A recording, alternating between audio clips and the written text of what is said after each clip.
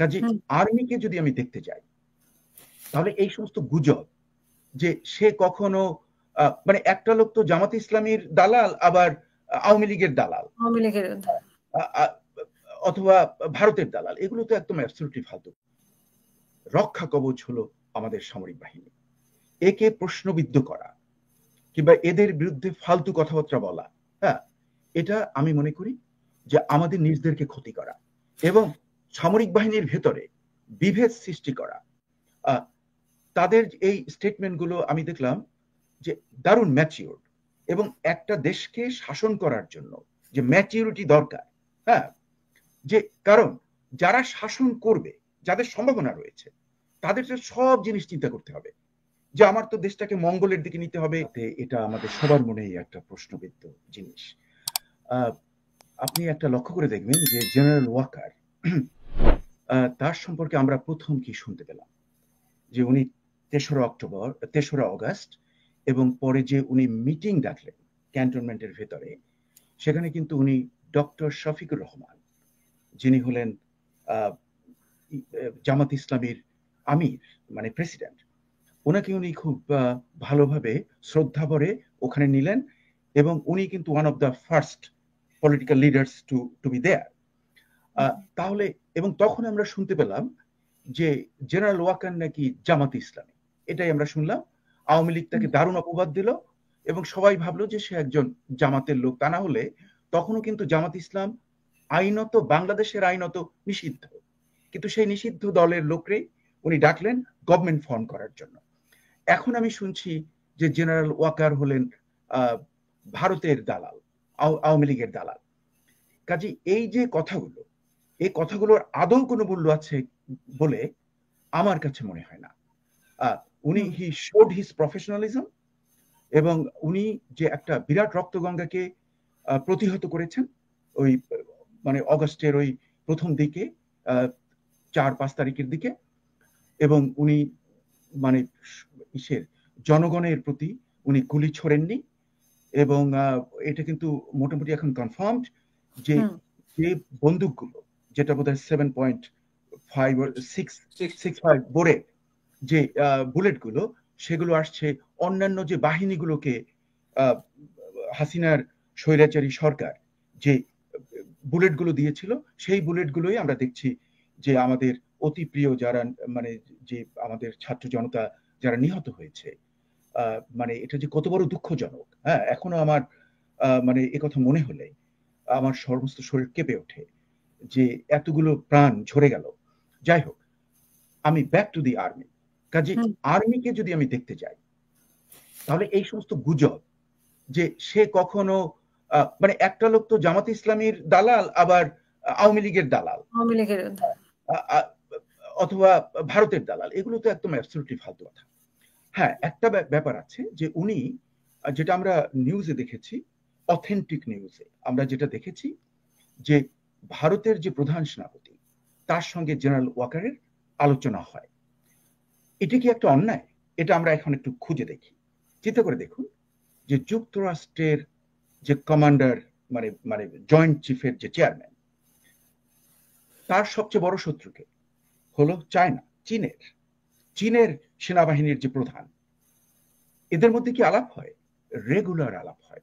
আপনারা অবাক হবেন যে তাদের সঙ্গে কিন্তু রেড লাইনও আছে, যেখানে তারা সরাসরি আলাপ করতে পারে। এটা কিন্তু পৃথিবীর একটা নর্ম যে হ্যাঁ, আমার এনিমি, আমি এর সঙ্গেই ফাইনালি যুদ্ধ করব, কিন্তু অকারণে আমি যাতে যুদ্ধে জড়িয়ে না পড়ি। এই জন্য কিন্তু সামরিক বাহিনীর যে ঊর্ধ্বতন কর্তৃপক্ষ, তাদের মধ্যে কিন্তু একটা মিউচুয়াল রিলেশনশিপ আছে, তারা আলোচনা করে। এমনকি তারা কিন্তু একজন আরেকজনকে মেরে ফেলবে ফিল্ডে, কিন্তু তাদের মধ্যে একটা আলোচনা আছে। এটা একটা সভ্য জগতের নর্ম। কাজে জেনারেল ওয়াকার যদি ভারতের প্রধান সেনাপতির সঙ্গে উনি আলাপ করে থাকেন, হ্যাঁ, এবং আমাদের একটা ক্রান্তিকালে, সেটাকে আমি খুব একটা মানে আমি সাধারণ ভাববো, কারণ এটাই কিন্তু সভ্য জগতের নর্ম। হ্যাঁ, আচ্ছা, যাই হোক, এখন সেটাকে নিয়ে তো ওনাকে কেউ জিজ্ঞাসাবাদ করেনি, বা উনিও ওনার পক্ষ থেকে আলোচনা হচ্ছে। এটাকে একটা প্রমাণ দেয় যে সে ভারতের দালাল।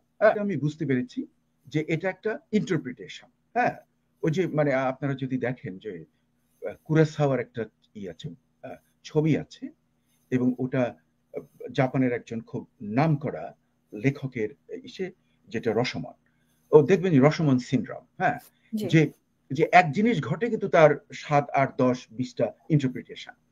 কাজে এই যে ইন্টারপ্রিটেশনের উপরে আমরা নির্ভর করব না। তবে একটা জিনিস, যে আমাদের দেশের স্বাধীনতা এবং সার্বভৌমত্বের রক্ষা কবচ হলো আমাদের সামরিক বাহিনী।